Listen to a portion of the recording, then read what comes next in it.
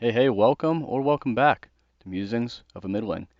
We have a flurry of activity here today because, I have this high-tech setup. I put the push pins and got this thing to the ceiling and, got the camera set up and have a little bit of time, so I'm just going to keep talking to you. So here's the thing. In the last video about Chesterton, chapter 3 of Heretics, right? I, uh, I made a mistake. I didn't talk about the thing I wanted to talk about the most.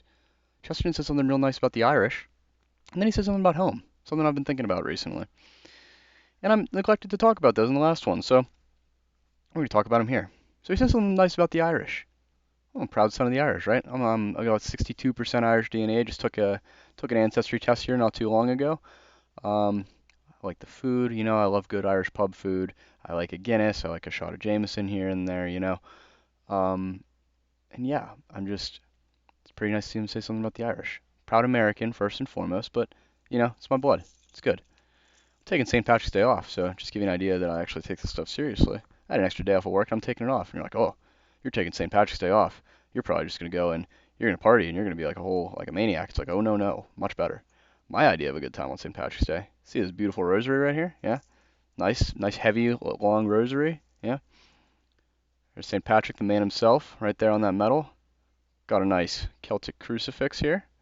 Yeah, it's one of my favorite rosaries. My fiance's parents, so very soon to be my in-laws, they got this for me when I received the sacraments of initiation. So when I received my first communion and my confirmation a couple years ago. So I want to take that up to my alma mater, go to the local parish up there. I'm really good friends with the priest and see if he'll bless my rosary on St. Patrick's Day. So that's probably the main thing I want to do that day. Fill it with some other fun too. But yeah, it'll be a good time. So anyway, I like Ireland, and I've proven it to you. So here's what Chesterton says in chapter 3 on Rudyard Kipling. I think it's chapter 3 still. Let me make sure. Yeah, it is. All right. Quote, page 24 of the edition I was reading from before. In speaking of the really patriotic peoples, such as the Irish, he, Kipling, has some difficulty in keeping a shrill irritation out of his language. End quote. So, Kipling, cosmopolitan, international man.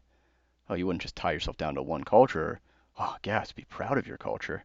He's gonna look down. He's gonna sneer on those petty Irish that are actually kind of proud of being Irish, pretty happy to be Irish.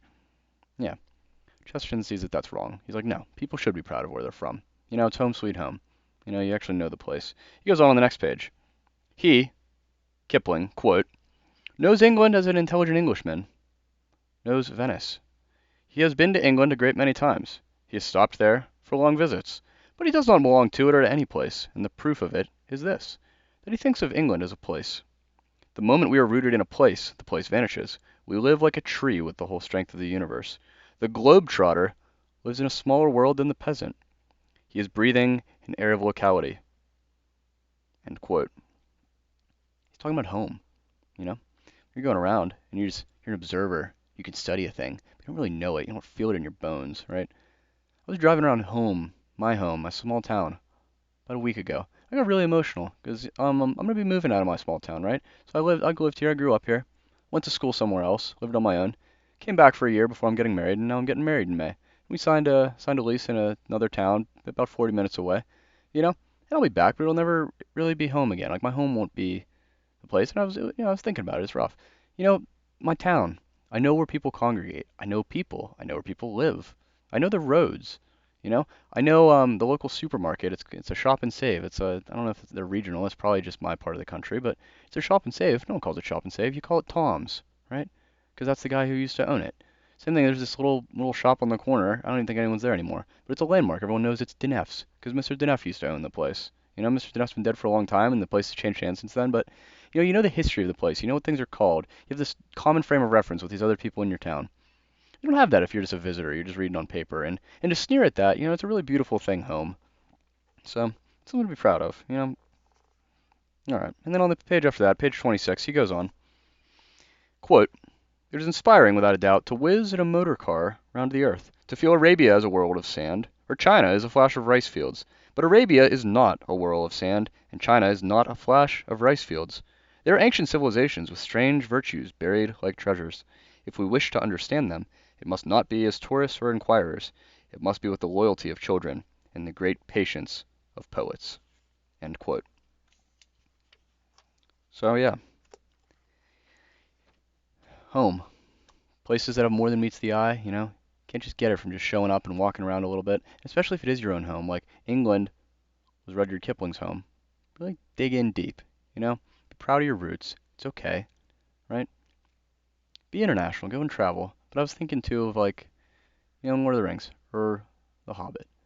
Bilbo goes out and he sees the whole wide world. He gets that sense of adventure. But what does he want to do? After he sees that, he comes home and he lives at Bag End. I think that's what it should be like too. At least that's the way I see it. You gotta have your roots somewhere. You gotta have home. Go. Experience the world. Broaden your horizons. See things. But you gotta have a home to come back to. Alright. We'll see you on the next one. Thanks for tuning in, guys. Take it easy.